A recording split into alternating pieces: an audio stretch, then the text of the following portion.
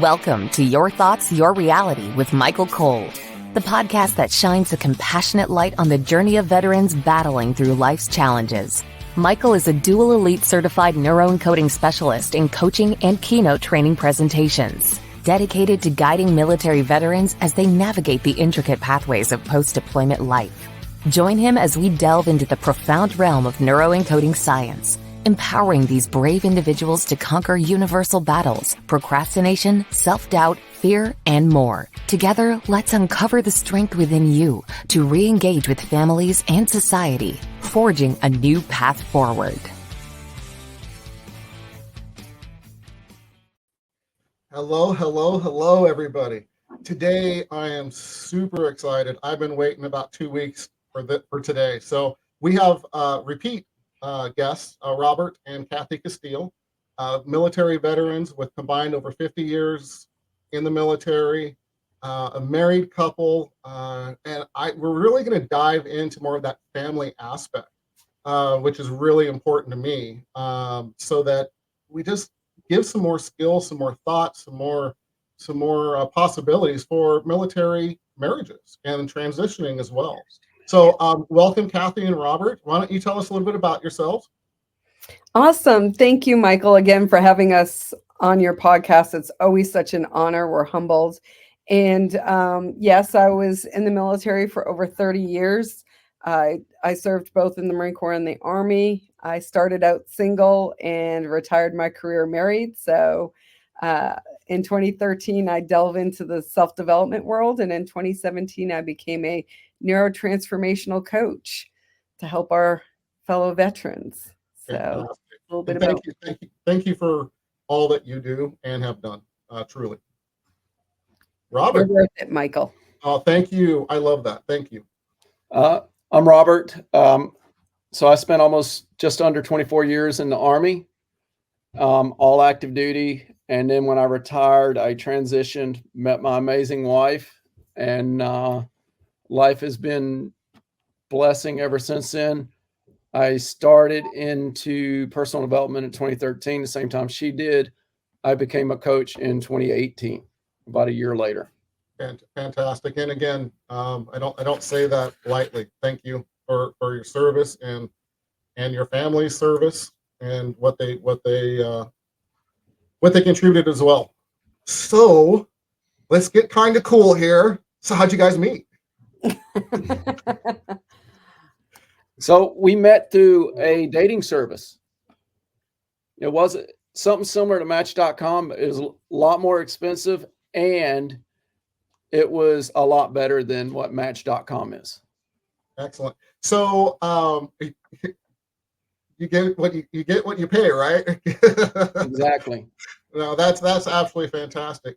So tell me a little bit more about how, because again, we've talked and we're friends. So Robert, you were retired, and Cathy, you were still in the military. So talk to me a little bit more about the transition challenges, if you will, when you, Cathy, were coming out of the military. And tell me some of the challenges maybe that you guys face, because I'm sure our listeners and our veterans out there, tips and strategies always are amazing, right?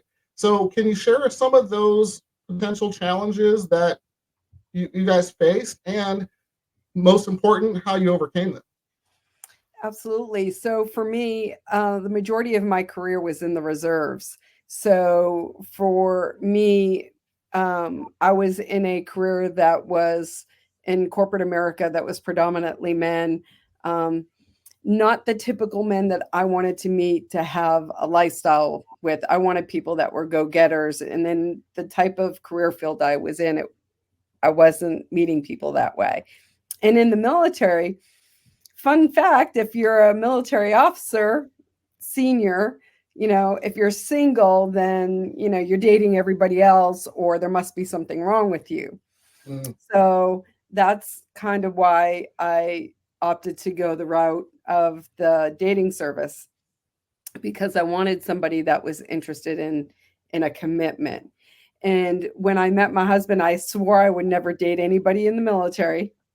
And then it was so funny being an officer, I was never going to date anyone enlisted, and come to find out on our first date that he was prior enlisted. I was an officer. We were both engineers, so that was the common ground. And it just clicked in that respect. So with me being in the reserves, the challenge, I think the first challenge for me was he understood the active duty life, but didn't understand the reserve challenges. Got it. So it would cause a little bit of frustration because he's like, why can't you handle it this way? I said, well, that's not the way it works in the reserves. And then I think the first big challenge for us was my first deployment, because my husband was the one used to deploying all the time. And, his wife at the time would stay home. Now he was the one staying home and I was the one deploying. So I think that was the first challenge for us. Excellent. And Rob, being married. And Robert, thank you. Can you share a little bit about kind of what you went through with that? Yeah. So I transitioned out of the Army single. I just got divorced not too long before that. And then we met, but going into our first deployment, the reserves and National Guard is completely different from active duty. Right. And when she deployed, my challenge is keeping my mouth shut, because I was used to saying different things. And she's like, I can't do that. A, because I'm an officer, and B, I'm a reservist. Okay. So learning how to navigate the reserve side of it, I think it's much easier as active duty because you have that community that's around that unit. With Reserve and National Guard, they're spread out all over the state and sometimes in multiple states. So you don't have that nice, tight-knit community around you all the time. So when you're just alone and you're having to navigate and continue everything that they did while they were home, and then pick up and do everything that you do too. So you had double the work to do. Yeah, I can totally see that. So thanks for sharing, guys, by the way. So what are some of the things that or strategies, how did you work or figure that out at some point? I'm assuming it's communication, but how did you kind of maneuver and say, hell yeah, we got this now? What strategies did you guys put into play, if you don't mind? So it was basically communicating, laying out the plan. Hey, look, this is what I plan on doing while you're deployed. And do you see any different route that we could do, or something else I could do differently? And just basically laid out the plan and communicated on a daily basis, or whenever she was available to communicate. Sometimes it was only through emails. Sometimes it was through phone calls, text messages, etc. But we communicated some way, somehow, as much as we could. Fantastic. Yeah. And if I could just add to that, Michael, we hadn't done much in the relationship realm as far as learning. And a lot of it was trial by fire. And I don't want other people to learn from my mistakes, please. Yeah. And so I would call to vent to my husband, my day and just all the frustrations. And he wanted to fix it for me, that's his purpose in life, is to provide and protect me. And so it created a lot of friction in the beginning. Till then I think I just came across it like accidentally, like, I just want to vent. He's like, oh, okay, cool. That's all you had to tell me. Now I'll listen and I'll stop trying to fix. Yeah, absolutely. And then the other part, I think, which was super cool understanding, is that he would pick a project on the house to do while I was gone. And I didn't care. Like, some people are like, oh, it's not in the budget or whatever. Being away from your partner for a year, they need something to focus on. So if if it's not within the budget, you'll figure it out. But each deployment, he had a project that occurred while I was gone that kept him occupied, and it kept, I think, for the most part, kept us both sane. Yeah. I think that's super important, guys. I can't tell you how many veterans, civilians, it's very similar when there's that separation, right? And there's a reason why it's Your Thoughts, Your Reality is the podcast name. When you're not busy, physically is always fantastic. Just tips out here, guys. But if you're not in a good headspace or mindset, the reality that you're seeing isn't generally actual reality, 90% of the time. So I think it's fantastic that you guys found that for Robert to do those kinds of things. And I'm going to share something. I shouldn't do this. Yeah, I'm going to. I still see Robert running around doing stuff when we're just talking. He does. It comes from a different space now. Like, I understand. Whereas in the beginning, it was a little bit like, why is this project turning into this massive thing? And, my daughter would basically say, Dad's just really missing you. And he misses you a lot. And he may not say it to you, but I can see it when he walks around the house. So all those were just pointing signs that, who am I to take that away? Yeah. And I mean, I think, and forgive me, if I'm overstepping here, but I think also when you find solace and you find a thing to quiet your mind and balance you, that habit doesn't go away, or it maybe shouldn't go away, So I think I was just making a joke, but I love how Robert's still, going around. I'm trying to get him to my house, but once he finishes all my projects, he can go your way, Michael. Yeah, I'll come over and help. All right, that's fair. That's fair. I'll pay for the plane tickets. Fantastic, guys. So let me ask you, how has the culture of the military shaped your relationship and family dynamics? I know, right? So for me, being on active duty, when I was married, when I was on active duty, I had to see my wife when I was at home. Sometimes I would go to work at 4 o'clock in the morning and I might make it home at 8 o'clock at night. So it was a very short time. Some days I was like, hey, we have a long weekend. And then she's like, get out of the house. So it's a unique dynamic because we have a short amount of time and then we all of a sudden have a long amount of time. And learning how to balance it throughout that is priority. And if you want to keep the relationship and going out and partying every night with people you see in your unit every day, don't always work. You have to make them a priority, your family. Oh, absolutely.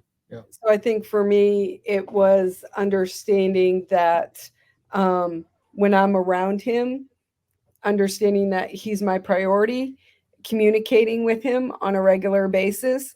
There are some days, especially in deployment days, that I'd be going all day. And the last thing I honestly wanted to do was get on a phone call.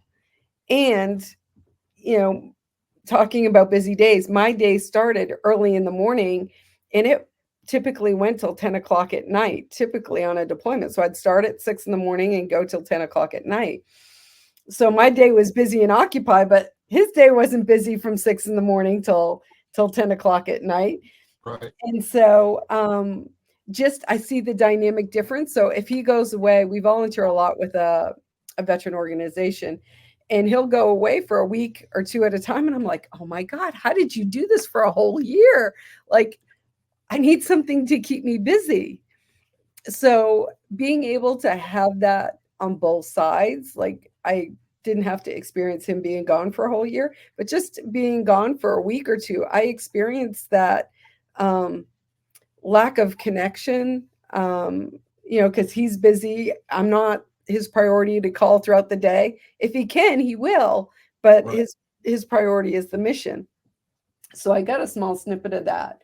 So I think the biggest thing that I have learned through this is communicating what I want and what I need so he can provide that to me, and as well as, be there to support. I love that. And thank you guys. I haven't mentioned it yet, but thank you for being vulnerable and really, diving into this, because how many people are we going to help, or are you guys going to help by having these conversations that they don't realize how important communication is. And I want to just doesn't give you any help on effective, relationships. Yeah. And I want to add something. When you guys, when you realize, not you guys specifically, but listeners and future audience that'll see this later or listen to this later, when you get these realizations, celebrate it. I mean, literally, I call it astitude. Shake it up, shake your ass. It releases a bunch of hormones. There you go. That's it. But it releases hormones when you smile and you do that your body and your brain are saying, hey, I want more of that. And the more of that happiness, see the smile, see, she hasn't stopped smiling yet.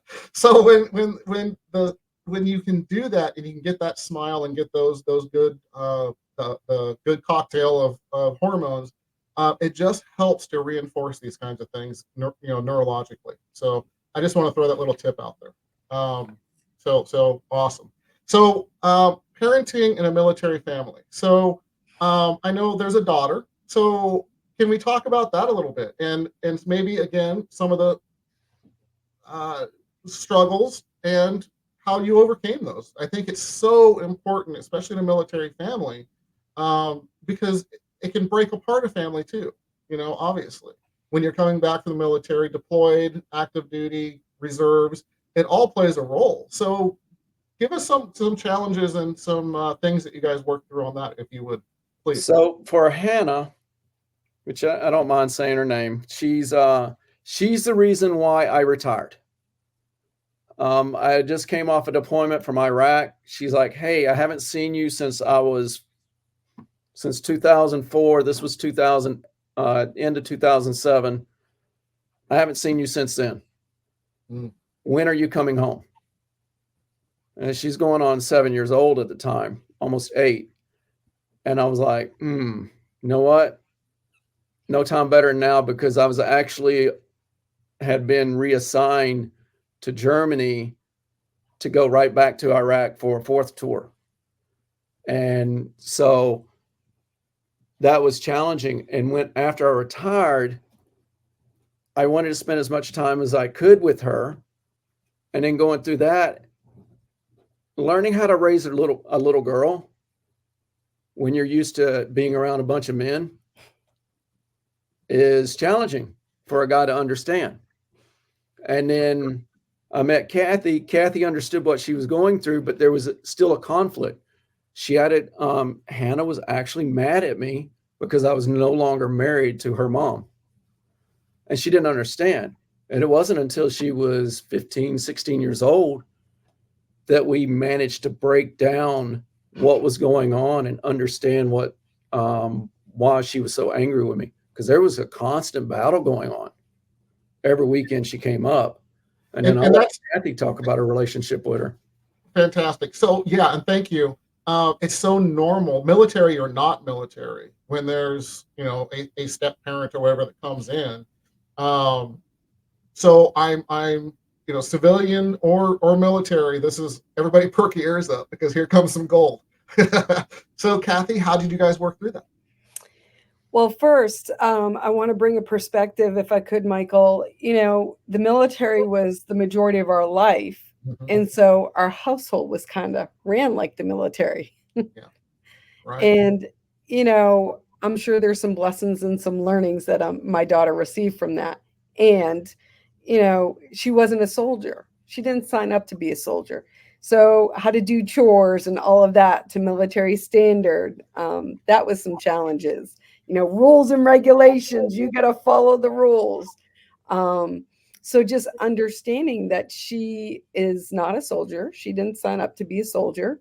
And how can we treat her, as a daughter? And a lot of that we learned through our relationship, training through a program called Warriors and Queens. And so I had this conversation with her, and we really created a dynamic where all the parents were involved. So all the blended parents were involved. Let's all communicate together. Let's all figure it out and create that space for her to be able to talk without judgment. I will say the one challenge I think for her, though, was she was so young when her dad deployed, when Robert deployed. So she didn't really remember the transitioning coming back off deployment.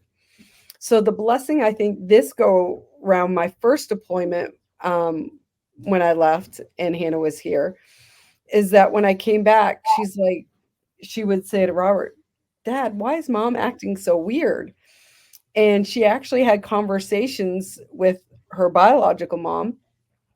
And she said, your dad was the same way. You were just too young. You didn't realize. So a lot of times I would just, say to Hannah, I'm just not feeling well. Because it's so easy to say that than to try and explain what's going through your head. So even though you think you got it handled and you're handling it all, the kids know and they see that. So just having conversations with them. I think that's the biggest thing for us being military and deployments and blended family and everything.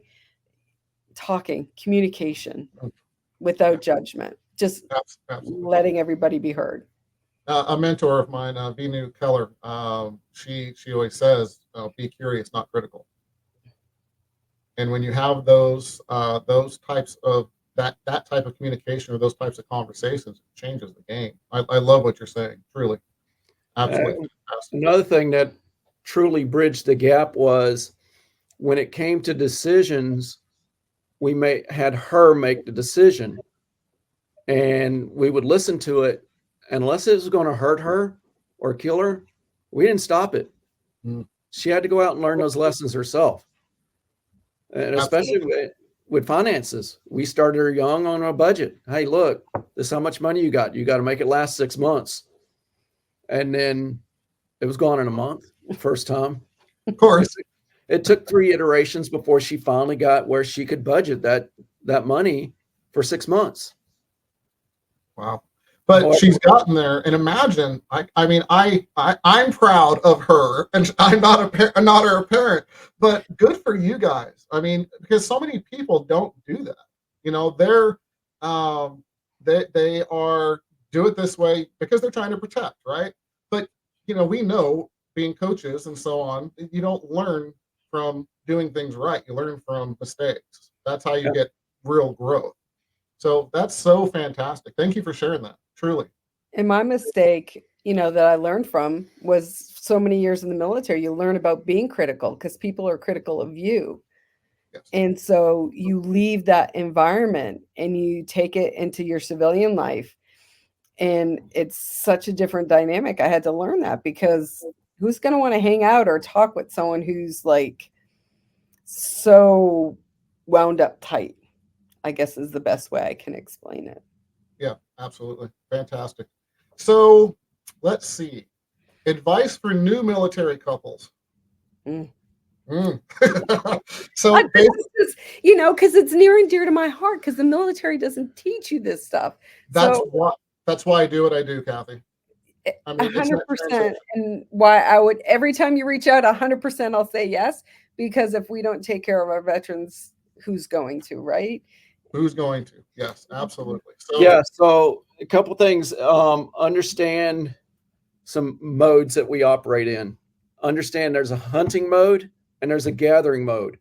And if you master those 2 modes and you understand masculine and feminine energy and mastering those 2 and communicating, you'll bridge that gap real quick. I love that. Can you explain a little more? If you can go a little deeper into what that means or what that feels or looks like, even more so, if you could. So imagine a prehistoric time hunting the deer. The guys went out and hunted the deer. Mm-hmm. If they broke their focus and got sidetracked on something in the meadow, like flowers or something like that, they didn't feed their family that night.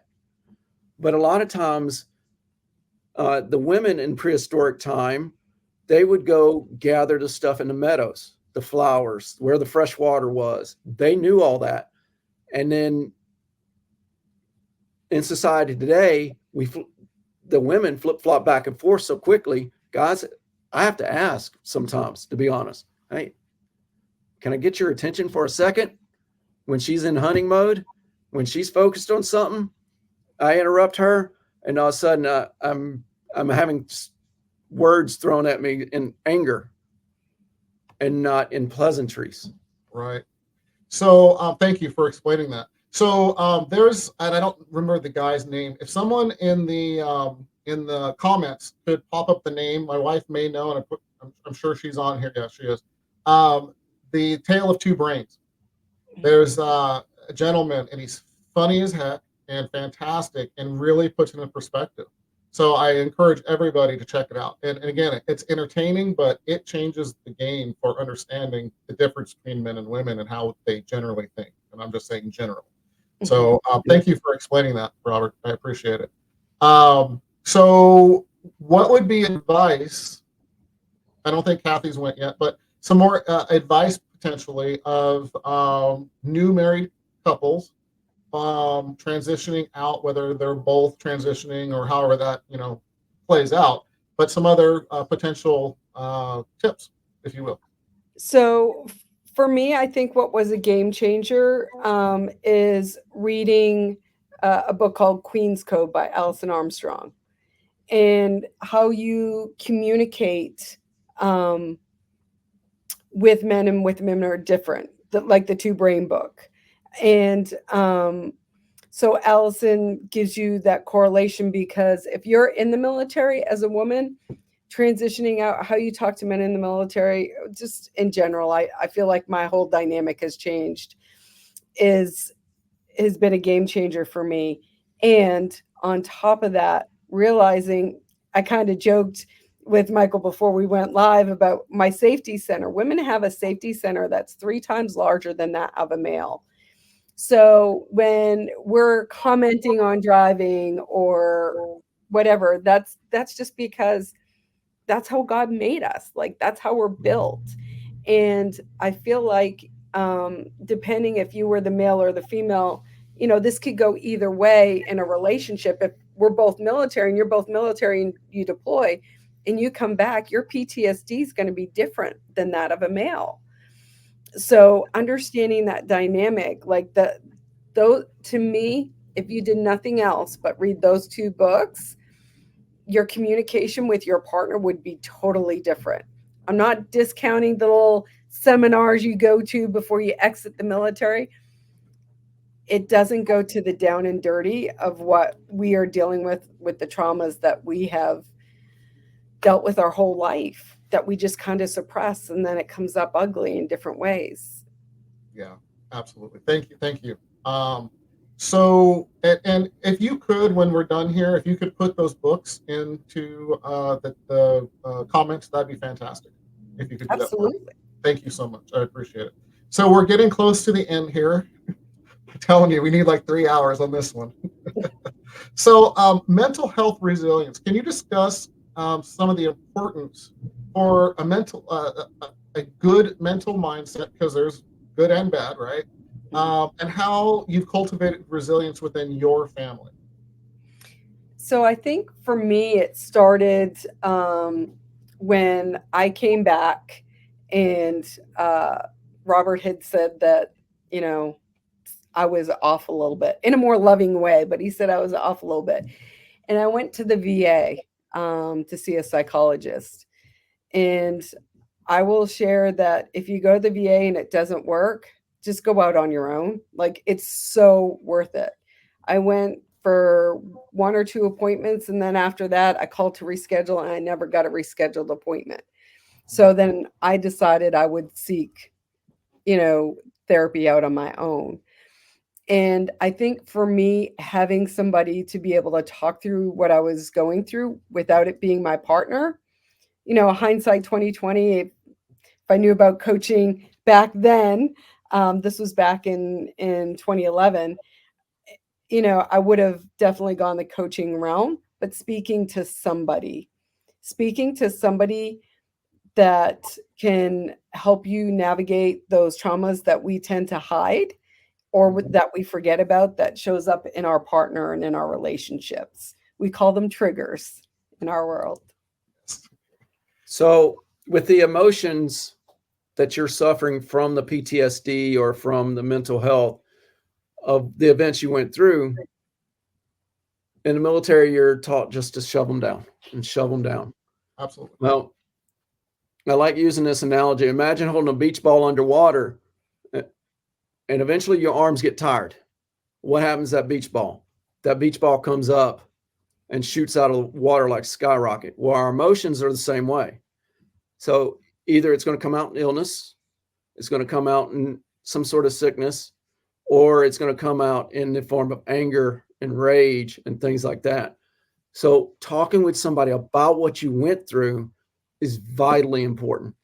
Get it out there so that you are not so numb to it, because that's part of your story. There's nothing you can do to change it.